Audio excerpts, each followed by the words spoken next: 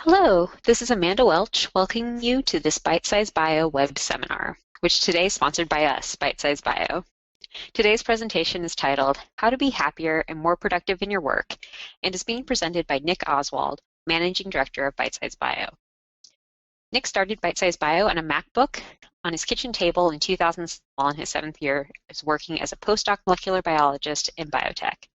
His aim was to share the know-how that he acquired from the School of Hard Knocks in the lab so that others could learn from his mistakes and small victories.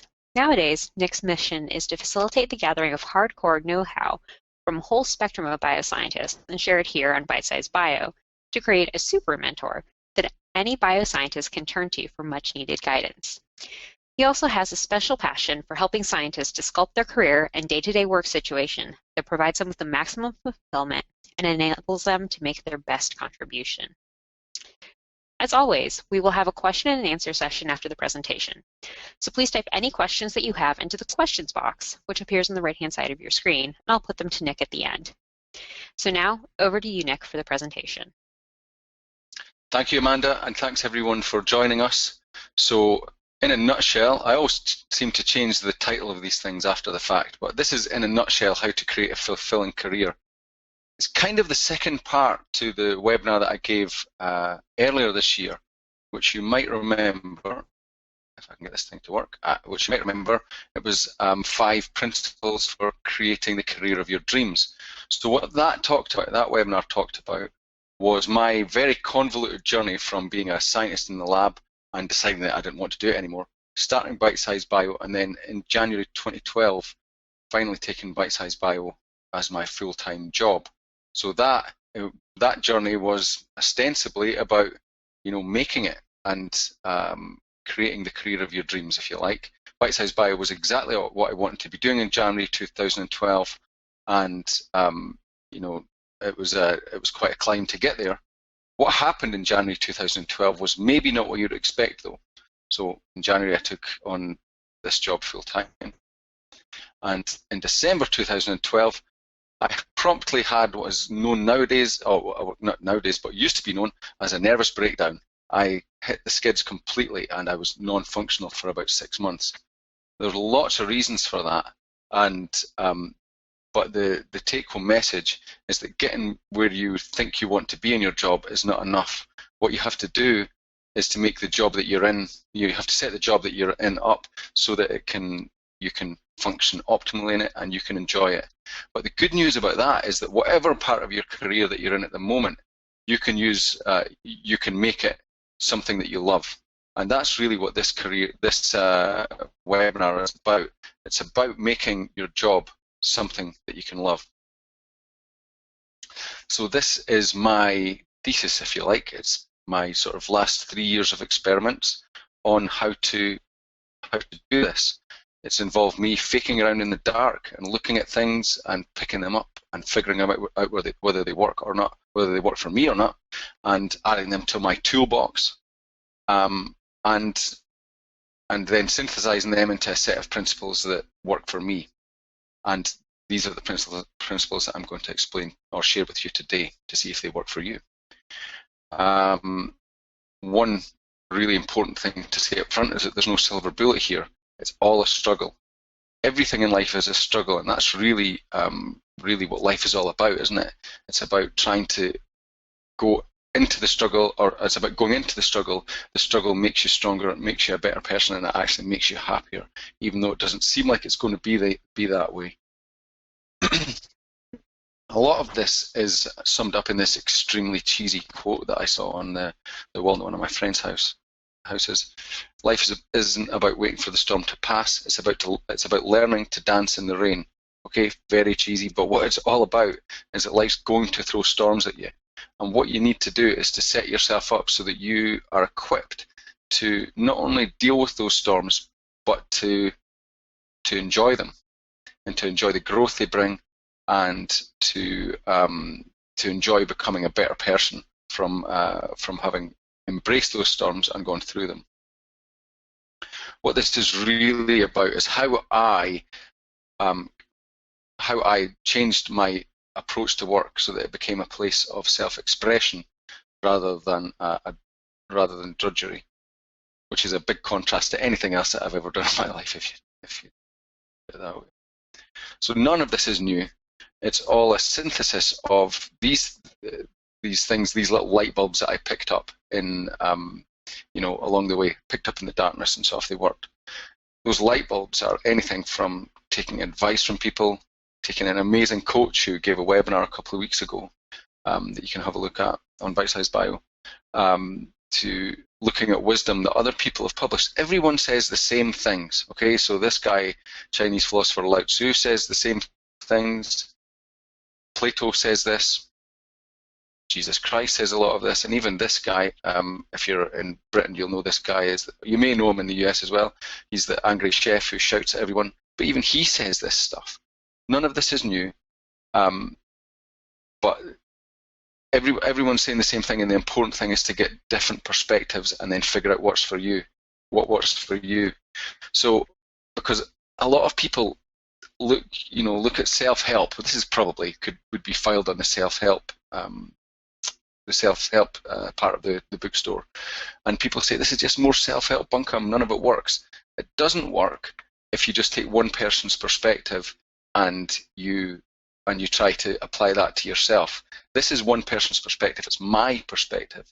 It might provide a particular resonance for you if you're a scientist, because this is about, a lot of this is me overcoming my scars from being in science, I guess.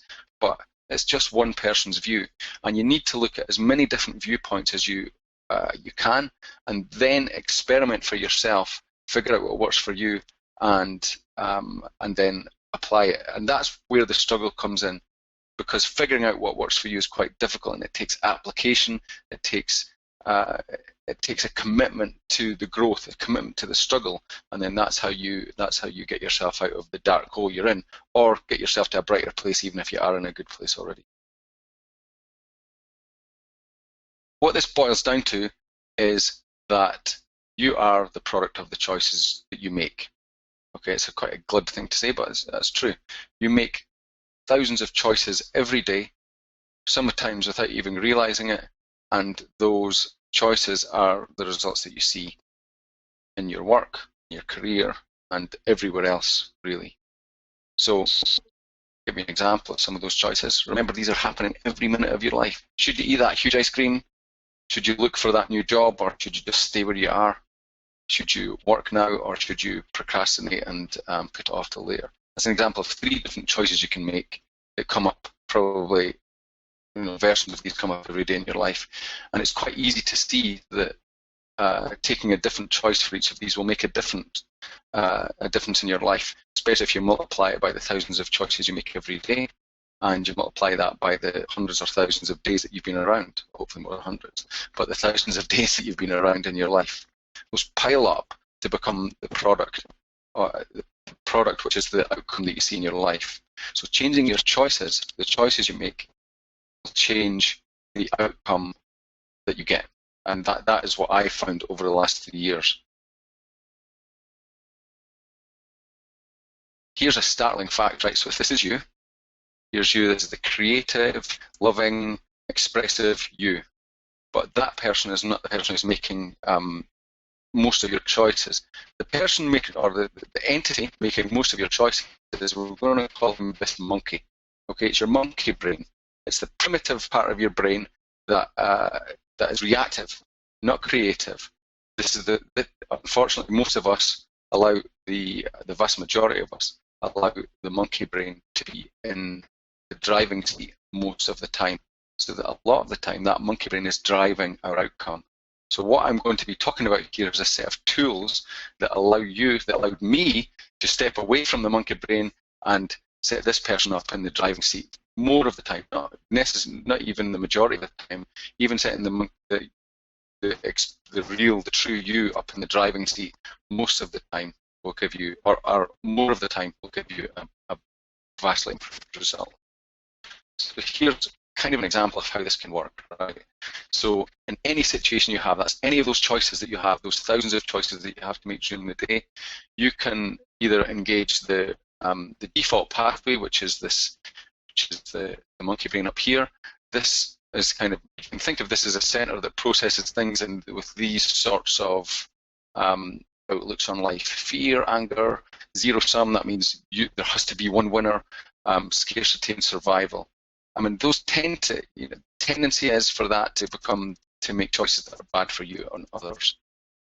Or you can switch away from the default pathway, and this is a conscious switch away for you to sit in the driving seat and make decisions based on calmness, creativity, love, self-expression, all that sort of good stuff. And those will tend to, not always, but they'll tend to give you better outcomes. So an example of something you might encounter in the lab, an experiment goes wrong. What are you going to do? Are you going to take the default pathway? And are you going to get angry about that? Are you going to blame others and blame yourself? If you do that for the thousands of experiments that will inevitably go wrong in your career, that's going to stack up to make bad patterns, bad relationships, bad feelings for you about yourself, lack of self-confidence, and so on. It'll also probably create worse experiments for you because you become more and more worse results for you rather as you become more and more tense with as you pilot experiment on experiment. Or you could choose to take engage the real you or the higher you and process that failure, if you like, that experiment going wrong with acceptance as a learning experience, take it as a learning experience, and then just move on and try something else. And though that's a very, very simple dichotomy there, that if you stack them up again over thousands of days, they become a result that you get. So switching from, in this one instance, switching from the instinctive monkey reaction to the real creative you, creative calm you, will give you one result, and then you can multiply that across the whole spectrum of choices that you make in your life.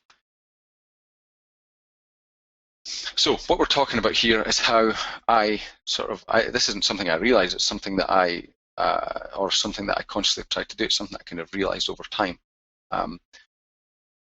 And moved me from a position of being broken to really enjoying my job now. So this is together we could talk about this as really making wherever you are now in your career as fulfilling as possible.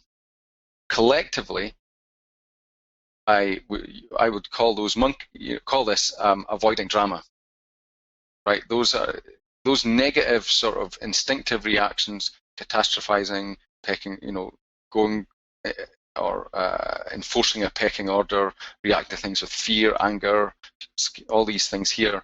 Those are drama, right? They're not actually what's going on. It's your imagination that is running riot, and that is what's driving the show. That is all from the monkey. The monkey loves drama, and the more we can step away from that sort of drama, the better result we get then. Again, a couple of examples of how that can work. So instead of procrastination, which is driven by fear, I don't want to do this, I want to escape, you just get it done. You switch on, you get it done. Instead of something going wrong, and you blame people, or you seek to say that it's, it was you rather than me or whatever, instead of that, you switch on and you forgive and accept. You build bonds, you don't break them. Instead of hiding in the crowd and saying, "Oh, I can't leave this PhD. Everyone else is doing this, and it'll be disaster if I do that." You just say, "Look, I'm going to trust myself and get on with this and move in the direction that I want to go in." These are all choices that you can make. The green ones are no drama, higher, the higher you, if you like, the switched on you, and the blue ones are the red ones are what the monkey would do. And remember that the monkey is the default. A really, really important point, especially in a profession like science, is that monkeys together, they love drama together. There's a collective drama. Most of the people that are around you in the lab or in your life, anywhere, they are mostly being ruled by their monkey brains too. And that's where all this stuff comes from, is that, we push each other to routinely work a gazillion hours a week. We criticize each other. We get angry at each other. We bully each other. We get involved in politics. We feel self-important. All of these things are instinctive reactions that drive bad outcomes. And so the take-home message of that, if you think of your lab and the influences that people have on you, the take-home message from that is to just ignore your PI. Well, I'm kidding. You don't want to ignore your PI. He or she has a lot of wisdom to give you. But what you shouldn't do is put what your instinctive feelings of what's good for you, you shouldn't put them before what your PI is saying. I did a version of this presentation last week in a university here, and someone came up to me afterwards and said that her PI was driving her to, because they had some results that they needed to get. Her PI was driving her to, that you need to try this, do more and do more and do more, and she felt she was driving herself off a cliff and she was going to burn herself out. In that case, you need to take on board what the PI is saying. There is urgency, the thing does need done, but you need to step into a space where you're in control and that you listen to what you need. So you say, look, I can tackle it, but I need 2 days off first to give myself a rest so that I can come back and have the energy to really do this. Instead of blindly following this sort of pack mentality or this sort of collective drama, instead of following that, step back and think for yourself about what it is that you need and make sure that you react like you react on that basis. And there's a really good book that kind of very forcefully puts this case. It's written in the early 1900s by this guy. His take-home message, if he could tell you now, would be to not be consumed by the group, but lead by example. So that means that what we're about to talk about is how to turn this switch on as often as possible, so that you're in your more conscious, the higher you state, if you like, where you're not taking the monkey brain reaction. How to switch that on as often as possible, and then trust that judgment that gives you, and not be pulled back by the pack and follow their drama. This is what Ralph Waldo Emerson would tell you. So what I'm going to talk about is 5 elements of a toolbox that I've put together. This is the retrospective sort of analysis of the toolbox that I put together that helped me go from, again, on the floor to loving my job. So it's 5 elements of the toolbox, and this is the first one. And the first one is to deal with your habits, and it's about programming the monkey. So habits are unconscious choices that you make every minute of the day, probably. And unless you consciously programmed your habits, the monkey chose those. And that's why most of our habits are bad ones. So you get into work, you have a coffee and pastry. The monkey chose that. The alarm goes off, you hit the snooze button. The monkey chose that, and that means that every day they end up either late at work or cranky when you wake up or whatever. You have a ton of work to do. The monkey chose the habit that you get nervous, you get distracted, and that's called procrastination. And that eats up the amount of productivity, that eats up the productivity that you had. So a useful way to think of that is the monkey chose those, but you don't have to let the monkey keep on choosing them. You can take control and reprogram those habits. Again, habits are choices. Choices, the accumulation of choices that you make are the results that you see everywhere. So how do you reprogram your habits? Well, you could write a whole thesis on that, but there are some very simple approaches you can take. One of those is just to simply be aware of your habits. So most of the time, pre-2012, I didn't really pay attention to my habits, apart from the ones that were really bothering me. But if you really look at your habits, you can see that there's lots of small things that you could change that would make a massive difference in your life. So just being aware of the habits that you have and which ones are causing you bad results, that's enough. So you could spend a week, just kind of looking at what you're doing, observing yourself, looking at what you're doing and noting down, oh, hang on, this is not good. I don't want to hit the snooze button anymore, or whatever. And make a list of the habits. And then a very simple approach is to set yourself a 30-day challenge. So that's based on the idea that if you do something every day for 30 days, then you've kind of installed a good habit. And good habits are just as difficult to break as bad habits. So you could you make your list in the be aware stage, and then you say, right, so I'm going to program in for one of those habits. I'm going to program in this habit in its place, and you just do that for 30 days, and then within that time you'll reverse the habit. And this sounds very sort of black and white, but it's not at all.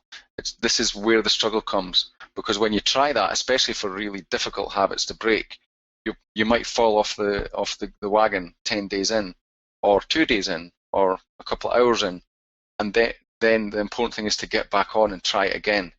The important thing in the 30-day challenge is not necessarily completing the 30-day challenge, but it's setting yourself the intention that you're going to break this habit, and committing to keep on going down the road until you break that habit, whether it takes you 30 days or whether it takes you 90 days.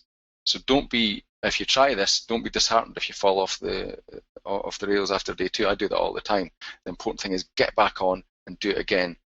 Be aware, set out the habits that you want to break, set the habits you want to replace them with, try them one at a time, and then commit one at a time to nailing each one.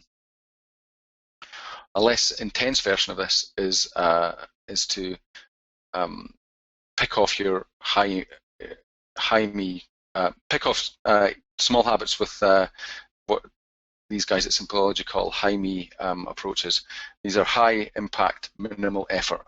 Okay, so for lots of the habits that you have, you can sometimes a small action will just disappear them without you having to put any or minimal effort in. So that could be that that if you always hit the snooze button, just move the alarm away from the bed, and that disappears that problem. Or if you tend to eat junk food, clear the junk food out of the house or the lab and just replace it with fruit. And that will maybe not straight away clear the problem, but it'll certainly go a long way to making it more difficult for you to carry out that habit. These high-me habits, as I said, come from this app called Sympology. You'll find that at sympology.com, and there's a free it's browser-based, and there's a free version that you might want to try. The free version is pretty powerful, so I would recommend it. What it does is it creates a habit out of you. It creates a very high-me habit of you come into Sympology every morning and you hit the button, what they call it, Start My Day, and you hit a Start My Day button, and it takes you through a sequence that sets up your day. Essentially sets up your to-do list, but it does quite a lot more than that.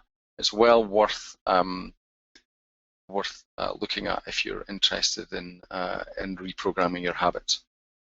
It's certainly done a lot for me in making me more productive. A slightly more advanced way of reprogramming your habits is to use rituals. So that's just a string of habits that you insert into a part of your timetable, your weekly or daily timetable, to make things happen for you. So, for example, I recently installed a morning ritual that really has made a massive impact for me. So my morning ritual is I get up, I have a coffee, because that helps me to motivate me to get up, and I just sit quietly for 15 minutes and just let myself wake up and just be happy about the day that's coming ahead and stuff, just let my thoughts wander. Then I meditate for 15 minutes, and I'll tell you about that in a minute. And then I do an hour of exercise, and there you go. There's a ritual. So it starts with me getting up and having a coffee, and then the string proceeds from there. And that small capsule of time, 1.5 hours in the morning, repeated every day, makes a massive difference for me compared to falling out of bed, late in the morning, thinking all day I should be doing some exercise, just launching into my work and without properly planning about what I'm going to do. All those are recipes for chaos and dissatisfaction and unhealthiness, really, as well. But a ritual like that can set it up so that you just do it automatically. You've programmed the habit in. The monkey doesn't have time to figure out what it's going to do. You're doing it anyway. You've already reprogrammed it. Another ritual that you could put in place is that in the lab, for example, is that at the end of the week, instead of, in the UK here, we'd head off to the pub on a Friday, down tools, off we go. You could set up a habit where, or a ritual, where at the end of the week you pack up your stuff and you stop 2 hours early at a specific time. You pack up your experiments and so on, and then you open up a diary, and you write a diary of the experiments you did that week and reference out to any data or figures or whatever that came up. That's a small ritual, so that everything's going to be tidy and clean, so you're ready to come in when you come in the morning, and also you've kept on the Monday morning, and then also you've kept a diary which empties your brain for the weekend, so you can relax over the weekend, and also makes it much easier when it comes to writing up, because it's much easier to track your progress over time. So those rituals, just like habits, you can program them in with a 30-day challenge.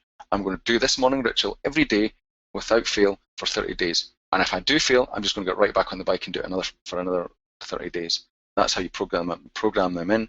You sit down, you write them out what you want to do, and then you commit to embedding them for 30 days. And the commitment is the important part.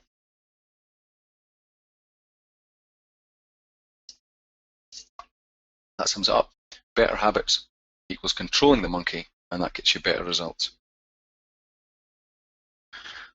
So the second tool is routine and segmentation. So I used to absolutely hate routine, and I used to openly rebel against it. And my wife likes routine, and I always used to do anything to burst open the routines and just make it different every day. That is quite a recipe for chaos, as I've found out. And if you just put routines in place, it makes your life a whole lot better. And actually, you can just have a lot more fun. You think that, or I used to think that not having a routine was quite fun. Actually, it's not. Having the routine and building in space in the routine to have fun is the way to go. This is my experience. Again, you try it out and see if it works for you. So this is the way I see lack of routine now. Lack of routine means that there's more space for the monkey to make those unconscious choices. If you think about it and you don't have a morning routine, you wake up and then you have to choose what you're going to do. And who's the person who's the one that makes most of the choices unless you completely switch on and take charge? It's the monkey. So all this stuff's going to go wrong. Like, you're going to have rubbish for breakfast, you're going to sleep in late, you're not going to exercise, and you've got to work smelly and not ready for work anymore. That's chaos, and that's what the monkey chose. If you put a routine in place, you're mapping ahead the choices you want to make, and you're installing them so that the monkey doesn't have space to create them for you. So set up a timetable and segment it. Define spaces for the things that you know that you need to do. Work, rest, and play are the main ones. Make sure you have time for each of those. Schedule it in and treat it like an appointment. And then within your working day, and assuming you're in the lab, or within your working week, make sure you program in time for admin, whatever admin you need to do, lab meetings or anything else like that, for doing your literature searches, and for doing your experiments. What I certainly tended to do in the lab, and then I carried that over into my Bitesize Bio work, which then, when I had no boundaries, it just all crashed and burned. What I tended to do was to just smear these across the whole day, mix them up. I'd be doing an experiment, and in the middle of an experiment reading some literature, and or worrying about the fact that I hadn't done enough literature searches, or doing admin and panicking because I had to get an experiment done, and so on. If you set aside time to do each of these things, then you're able to bring full focus to each one, and you will get much better results. So as I said, programming in a routine like that, it programs your choices ahead. You write it out and you say, this is what I do on a Monday morning. I have 3 hours for experiment. I do 1 hour of getting set up and planning what I'm going to do. I do 3 hours of experiments, have a break. I do 2 hours of admin, and or whatever. Whatever it is that you think will work for you, program it in ahead, and then just follow it. Program yourself. Of course, with experiments, it's often a bit more. It's not quite as predictable as that all the time, but as close as possible. You should set up a routine and follow it as closely as possible. Setting up a routine also does something that I alluded to just a minute ago, and that is allowing you to focus fully at each segment. So when you're doing an experiment, you want to be absolutely focused on that experiment, so there's no distractions, you're much less likely to make a mistake, you bring your full self to it, and then you're much more likely to be able to get a good result. It doesn't guarantee a good result, but it means that you're more likely to get a good result, rather than that you're doing an experiment and you're distracted because you're also reading a paper, or you're also filling out your lab book or something like that. Each time that you engage in any activity, you should set it up so that you bring full focus to it. It gives you more satisfaction, it gives you better results. This is a really good quote, that commitment to the routine is freedom. I used to think that no routine was freedom, but it's not. If you commit to the routine, it means that the stuff that you know that needs to be done will be done, and you know that it will be done to the maximum of your ability, and you'll also have time to do the stuff that you enjoy, the play and the rest and the other stuff. If you know that if you want to do something, you just program it into the routine and do it. That's why commitment to the routine is freedom. So the third tool is to prioritize your energy, not your time. That gives you fuel to be you. It takes energy to switch away from the monkey to you, to the real you. And so you have to conserve your energy so that, or manage your energy so that it's always there, so that you can always be switched on to bring your full self to every task that you do, or as many of them as possible. Or every choice that you make is probably a better way to put it. So we as scientists, certainly in my time, in my experience in the lab, we as scientists are really bad at managing our energy. We tend to spend extremely long hours in the lab. In my experience, a lot of those hours are not very productive at all, because you your brain only has so much bandwidth. It switches off at some point, and like for me, it was the middle of the afternoon. It would switch off for a few hours, and then you don't really get much done, even though you're still doing work. You're certainly not resting. You could be using that time resting. What this is. So what this does, this culture of spending long hours in the lab and just basically devoting our lives to nothing but science, it just brings everything down, in my experience. Look at these guys, athletes. Would those guys train for 16 hours a day? Would they skip on resting? Would they neglect their minds in as much as they only focus on the very narrow things that pertain exactly to their jobs? They wouldn't do that. You would never get an athlete training for 16 hours a day, for example, because then they would just be exhausted when it came to stepping on the track.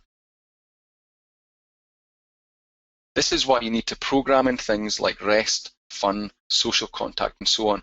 It's so easy when you have a deadline. Scientists always have deadlines. We always have a paper to create. We always have or to get figures for. We always have a vital experiment that needs to be done. There's no end to the amount of work you can do. You can just turn it right up to the max, and there's lots of peer pressure to do that. If you don't program in these things, then you just deplete your energy, and you're working most of the time in monkey brain mode because you're so tired, and then that leads to burnout. You need to prioritize these things and bring them in. What you also I think you also need to do is when I was in the lab, I was encouraged to not really read anything except science, because that was a waste of time. That's crazy, because there are so many other things in the world, other viewpoints in the world you can learn from, even if you just look at science, right? I just looked at all biology when I was doing my PhD. And then I went into biotech and started speaking to engineers and chemists, and wow, what a difference that makes, just looking at your science from even those different angles. But if then you look at some self-help bunkum, and you look at how to, literature on how to write, or you look at philosophy, or you look at art, or sports, science, and anything like that, there are all sorts of different ways to look at the world, and as many viewpoints as you can take, those build those all build into your understanding of science and your enjoyment of it. all that's set up so that the idea behind that is also that you step onto the track with 100% focus and 100% energy. You schedule things, scheduling those replenishing things so that by the time it's time to do an experiment, you're 100% there. You're not exhausted because you've just worked 16 hours doing low-level attention on random things in the lab. When it's time to do an experiment, you know it's time to do an experiment. You've set yourself up on the track to go, and you give your all when you do it. That's what conserving your energy is all about. And this is the best book that I've seen on this. Is this one? It's called The Power of Full Engagement, and it's available in Amazon if you want to have a look at it. It's all about applying kind of the way athletes work to any other job.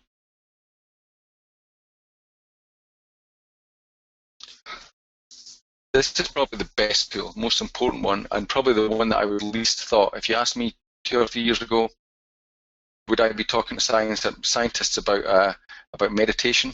I would have said, I thought you were crazy. But actually now, I can see that it is possibly the most important thing you can have in your toolbox.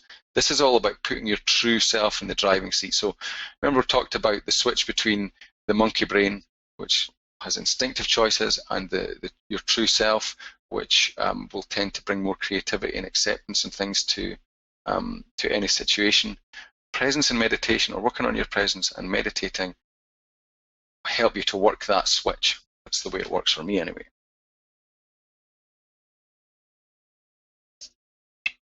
Again, this is the guy making most of the choices for you. And what meditation and practicing and working on your presence is all about is bringing this person forward and making sure that when there's a choice to be made, this is the person or this is the thought center, if you like, that makes the choices. You get better that'll bring you better choices, and or that'll help you to make better choices, and those choices accumulate over time to give you a better result in your life. Okay, so presence. Presence is quite difficult to explain, and it took me a long time from kind of hearing of it or reading about it somewhere, or someone told me about it. It took me a long time to figure out what it meant. The best way I can describe it is, you know, when you're in the tissue culture lab and you are pipetting out a gazillion dilution, or you know, you're working with a million different Petri dishes, and you've just been pipetting them out for the last half hour, and then you realise that you can't remember what happened in the last half hour. That's being not present. Okay, and then being present is when, say, something like, say you were about to be, you were in a car accident. You were about to be in a car accident. And you just woke up and evaded the car, right? You kind of woke up and you made a decision. That's the sort of extremes of presence, I would say. You can sit here now and try to get present. Basically, just realize that you're kind of sleepwalking a little bit, and then say to yourself, I'm here, and be aware, see as much as you can around you, feel as much as you can, feel your heartbeat, see everything, breathe, take a deep breath and feel the breath. When you do that, you can feel yourself kind of waking up. And it sounds really weird, but that is when you do that, that brings your higher self to the fore. If you can, that's you switching between the kind of slightly dimmed, unaware state and the fully awake state that's more likely to be able to react in a positive way for you. You can practice taking control of that switch, and one way that I like doing that is when I'm in the shower in the morning, I have it on nice and warm, and I really enjoy my shower and so on. And then the last thing that my monkey brain wants me to do at the end of the shower is to turn it on to the maximum cold, right? So what I do is to practice taking control there. I get to the end of the shower and I just say, right, time for the cold shower. And my monkey brain's going, no, no, no. And the true me goes, I'm switching it on and I'm going to enjoy it. And then you turn it on and you enjoy being alive, right? There's nothing like a cold shower to wake you up. But more to the point, you have just practiced, or I have just practiced turning from the slightly dimmed monkey brain approach to switching myself on. Once you start to do that and you see how that switch feels, then you can start to do that in your real life. You can see when there's a cake there that you know you don't want to eat, your monkey brain's going slightly dimmed, you're going, I might eat that, and then you can say to yourself, no, and wake up. You say, I'm here, I'm waking up, I'm taking control, I'm not going to do that. When someone annoys you in the lab, you can start to get angry and go, actually, you know what, that's the monkey, I'm waking up. I'm going to react differently, and I'm going to give myself a different outcome. Again, the more you can do that, the more you can bring that presence to each situation that you're in, each choice that you have to make, the better results you will get cumulatively. So meditation, this little guy is meditating, or at least he's copying what his dad does when he's meditating. And meditating there's a lot of hocus pocus around it, and it can go quite deep, I suppose, but there's some very, very simple reasons for, very basic reasons for meditating. At the very basic level, meditation allows you to take time out and unplug. So you develop the habit that you say to yourself that I'm going to meditate for 15 minutes every morning. You develop that habit. And that means that all you do is you get time to relax and unplug, right?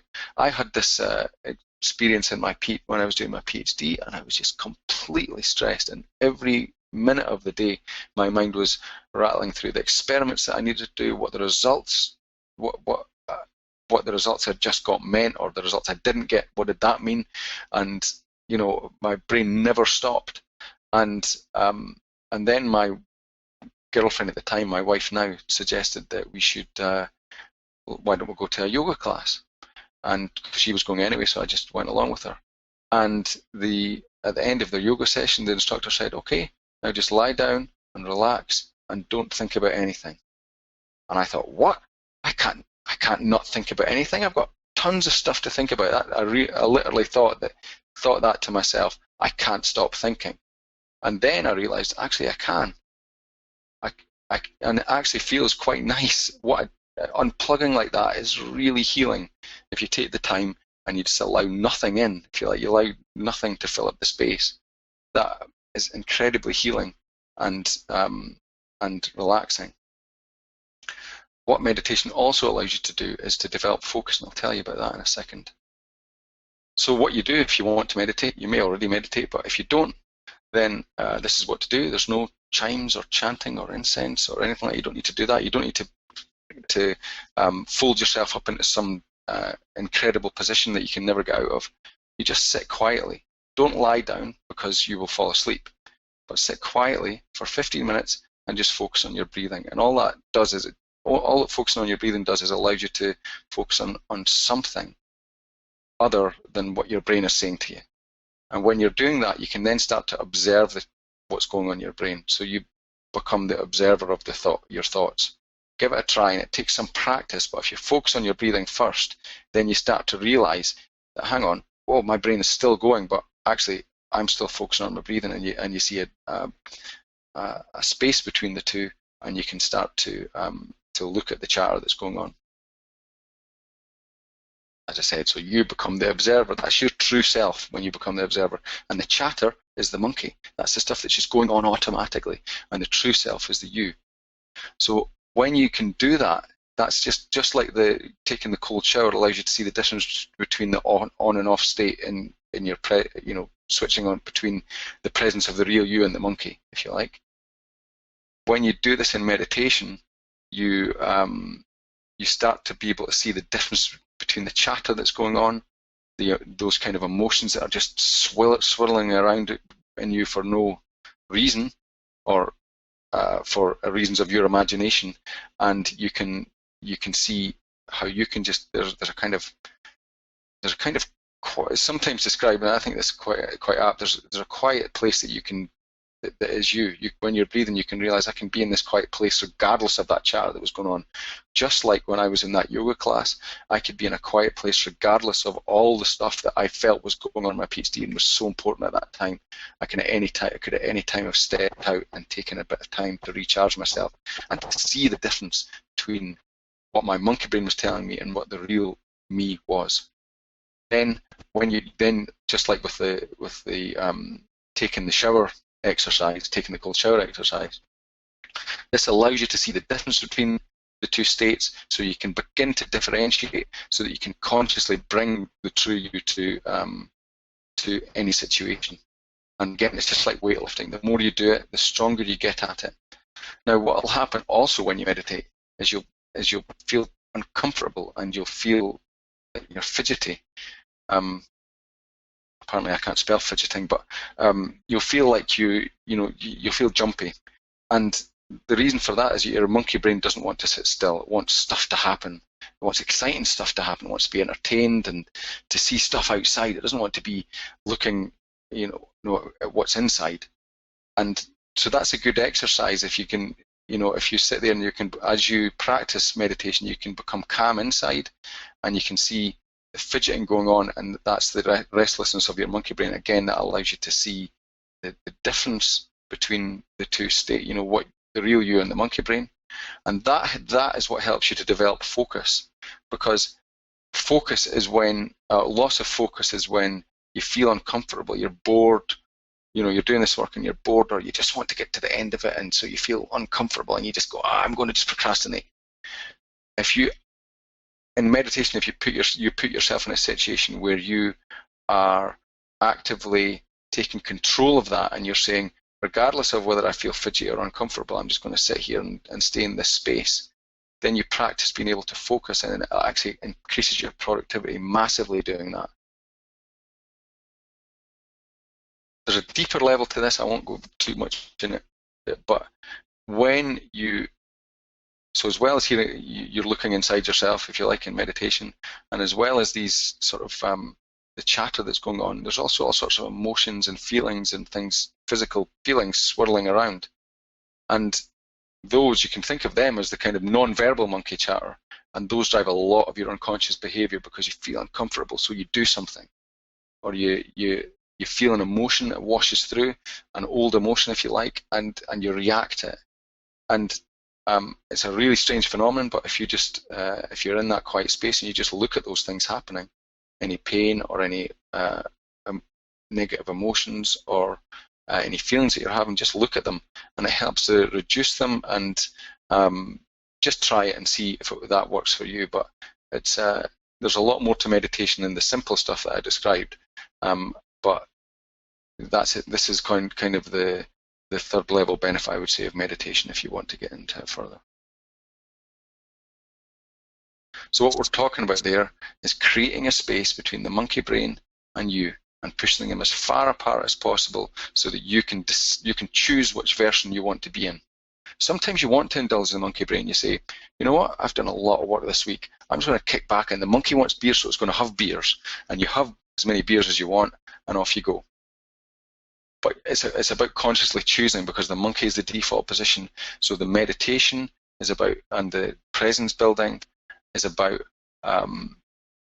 consciously choosing the true you state over the monkey brain. The routines and habit building are about reprogramming what the monkey brain said, so that it's something that you're doing things that you chose actively. That's what all of this is all about.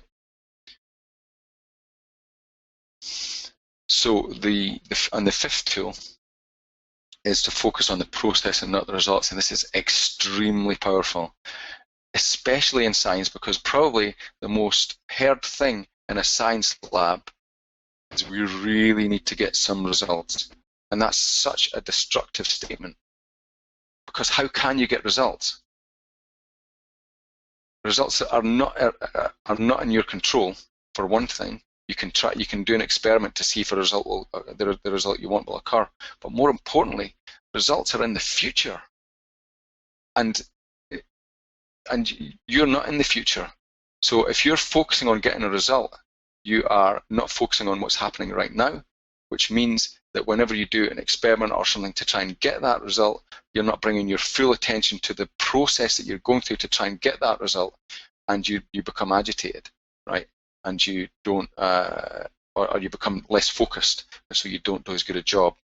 The process is what is happening now. And if you focus absolutely fully, if you commit to focusing on the process, then everything changes. You get better results, but you also feel a lot happier and a lot more fulfilled in what you're doing, and you can get a lot more done in a shorter space of time. The monkey wants you to fast forward to the result because it just wants to get stuff. It just wants stuff to happen. It doesn't want to be doing that boring stuff, all that pipetting and planning and meticulous stuff that you want to do. So if you're listening to the monkey while you're doing the pipetting out aliquots, you're thinking, get to the end, get to the end, get to the end. Then you say, hang on, did I actually put that stuff into this tube that I was meant to, and stuff like that. Whereas if you focus if you focus on what you're doing, if you enjoy the pipetting, if you focus on doing as good a job as you can in the in this exact moment, you will get a better result. So whatever you're doing, whether you're pipetting aliquots or you're doing cultures, or you're doing a presentation, or you're washing dishes in the house, or you're walking to work, or you're sitting with friends, slow down a little bit. Straight away, that lets you focus more on the process. The monkey brain, everything, if you notice in your life, everything accelerates. It feels like time goes faster. It feels like the days flash by. That's because you're in monkey brain mode. You can consciously say, right, I'm going to slow down to 80% or 70% of my normal speed. And I'm just going to enjoy right now. And I'm going to feel and hear and smell as much as I possibly can. Now, you can't do that for very long in the beginning, because that requires you bringing up your true self. You say, I need, and you only have, maybe your muscle for doing that isn't very exercised, but the more you practice it, the more that you can bring this sort of feeling in your moment, no matter what you're doing. You can even learn to love doing 100 aliquots. Right? You can just make it so that your commitment is to focus on the practice of making those aliquots, and then you'll move on to the next thing when it's done. You'll feel and hear and smell everything when you're doing your aliquots, and you will end up with a perfect set or you're more likely anyway to end up with a perfect set of aliquots at the end, rather than when you're just bashing through it and just trying to get it finished and doing it in monkey brain mode, if you like. You might be saying, haha, that'll never work, but that is the monkey talking. The monkey is insidious at trying to get what it wants. It's very crafty, and it'll make things look stupid. It'll make things look like these aren't the sort, or it'll make you think this isn't the sort of thing that I do, or the sort of thing that works. Don't listen to the monkey. Just try it.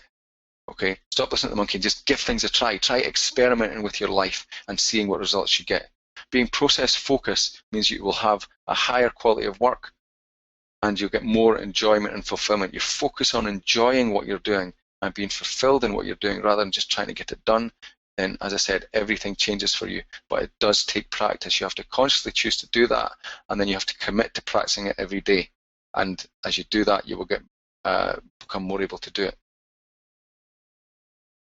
And one way to really get good practice in doing that is to radically focus on doing one thing at a time. Right? So if you are walking down the road, just walk down the road. Don't listen to any music. Don't speak to anyone. Just walk down the road and focus on becoming aware as possible.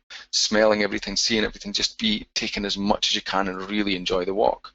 Or if you're washing the dishes, wash the dishes and really enjoy what you're doing. Feel what it feels like and feel the feeling in your body as you do it, and feel your heart beating and all that stuff. Or if you're eating, don't talk to anyone else. Just sit on your own and thoroughly enjoy the food. Doing that allows you to become process focused. If you know, food's a good example, because you notice a lot of people, what they do with food is that you get a plate of food and then they finish it. And a lot of the time you don't even notice you finished the food. But if you come back to that's being they're focused on getting the food eaten. If you stop and you focus on absolutely enjoying the food, you'll get a lot more out of it. And also then you'll be practicing becoming process focused. This is an exceptional book that lays that concept out in the best way that I've ever seen. So I would thoroughly recommend it. It's written by a guy who's a piano tuner. He tunes concert pianos for a living, so he does an extremely meticulous job on a very high pressure situation, and this is about how he uses a process-focused approach to cope with that and to do a great job under pressure and really enjoy his work. So this is a summary of what I talked about. So basically what we were looking at is 5 tools to make the place you're in now as fulfilling as possible. And it's all based around avoiding the monkey brain's day-to-day drama by setting things up so the real you can be at work as often as possible, so that the real you is making as many choices for you as possible, so the real you is driving the results for you and not the monkey. The 5 tools I talked about were to consciously develop good habits, because that programs, you got an autopilot, so you may as well program the autopilot. And that's what consciously developing good habits is all about. And we talked about becoming aware of the habits and then doing 30-day challenges to nail each habit. The next thing we talked about was choosing good routines. So it's just layers on top of habits. So it's kind of like mapping out your habit over chronologically, and then segmenting, inserting time for each of the things you need to do, so that whether it's time for fun, or whether it's time to do your admin, or time to do your literature, or time to sleep, you can approach each of those with the maximum amount of unencumbered focus, the maximum amount of presence, so that you can get the most out of them. You can enjoy them as much as possible, and you can get the maximum benefit from them as much as possible. Next thing was to prioritize your energy and not your time. So that layers on top of your scheduling, so that you're always conscious that you don't just do too much of one thing. Too much work, too much play, too much sleep. Each of them will pull you in the wrong direction and lower your energy.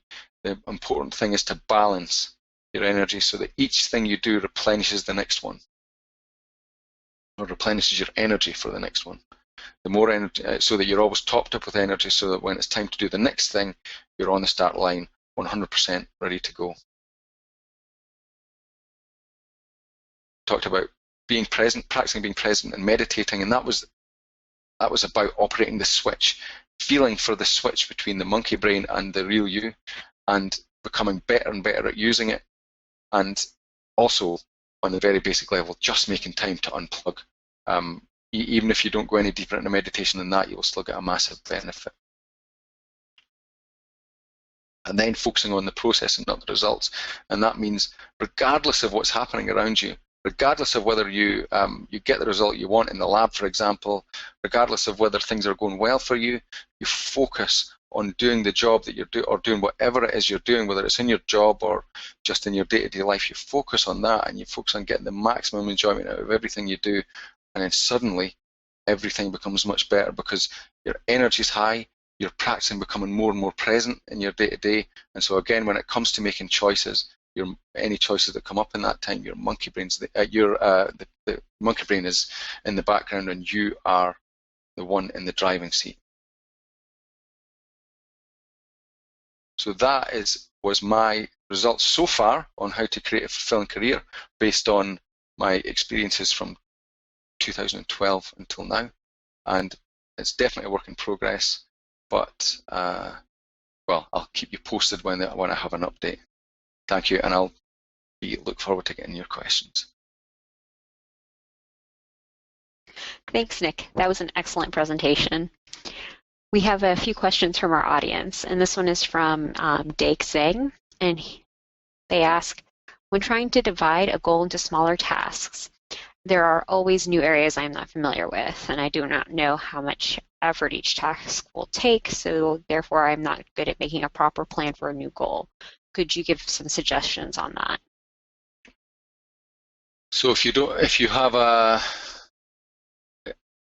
new task and you're trying to plan that out, yeah, I guess that you're trying to plan it out, but you don't really know what it entails. Is that what we're saying? That's what it seems like. Like you don't really know what it entails, or you don't really have a good basis on experience for figuring out how long that task will take. Yeah, that's quite a common thing, isn't it? Especially, when you're doing. Yeah. Okay. So. Yeah, when you're in research, that happens a lot. Yeah, exactly.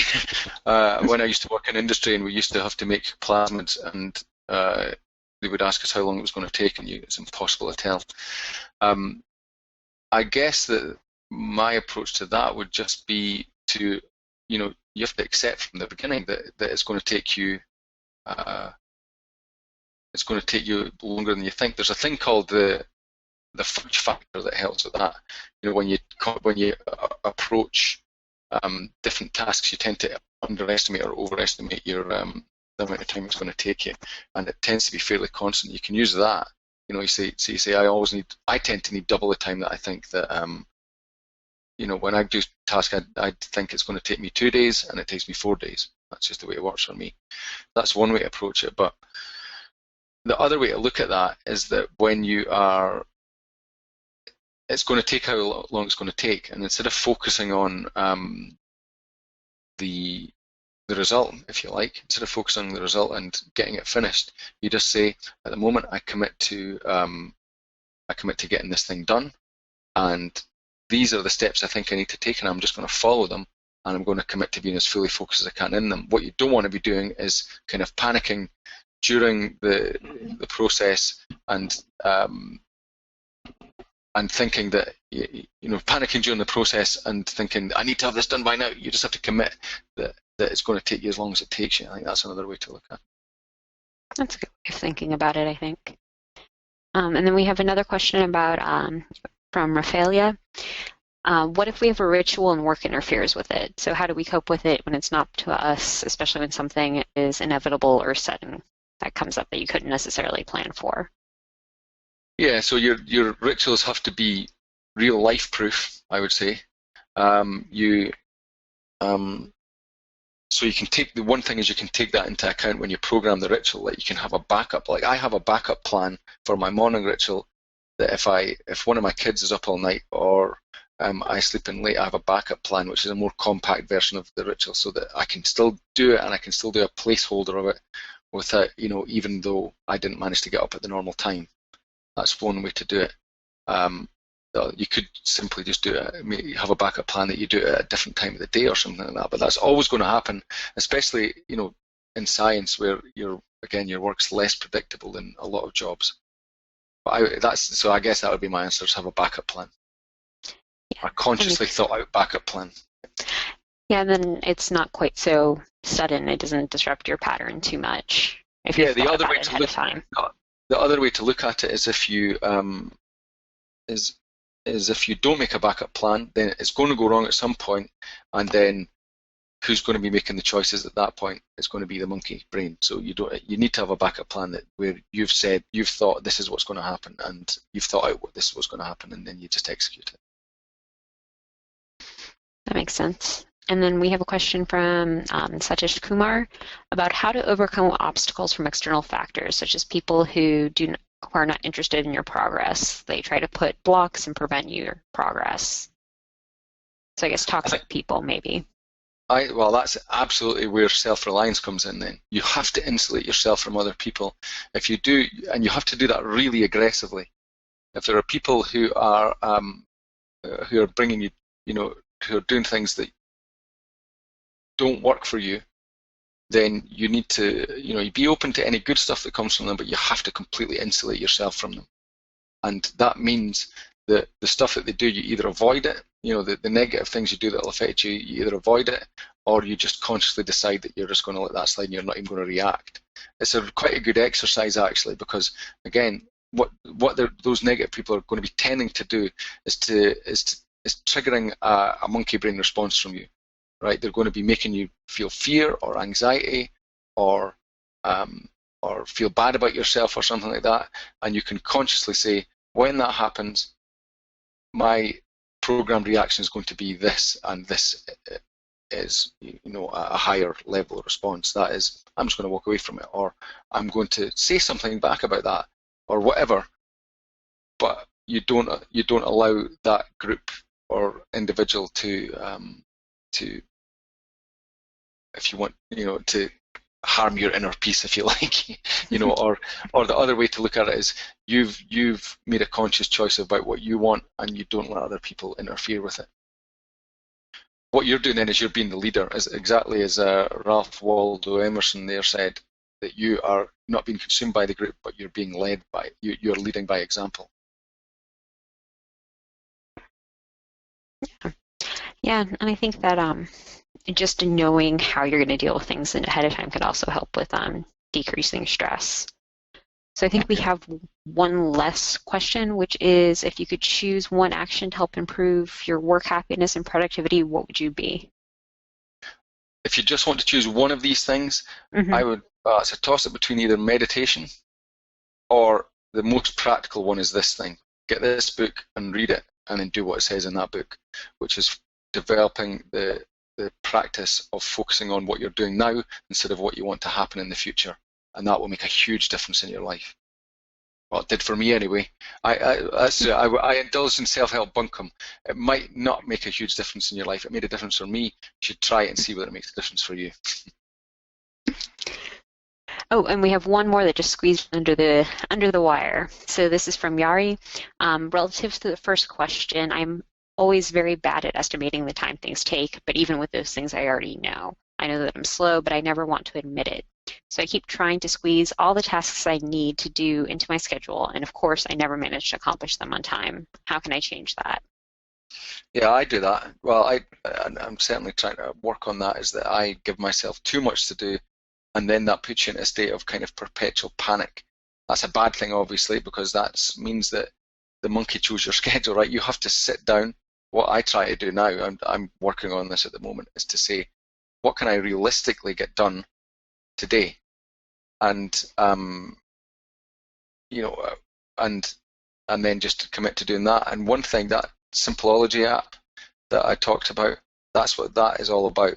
It's about putting all the tasks that you need to do into a bucket, and then every day developing the habit of just choosing what you can do today.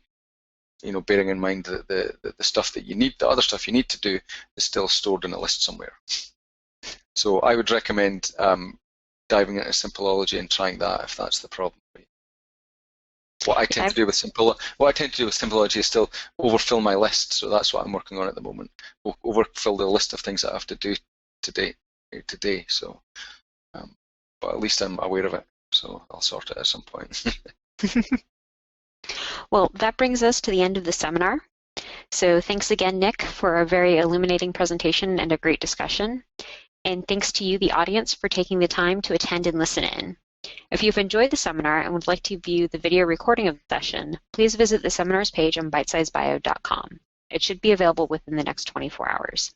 There, you can also see the other webinars we have lined up for you in Bitesize Bio's Webinar Festival. So until next time, good luck in your research, and goodbye from all of us at Bitesize Bio.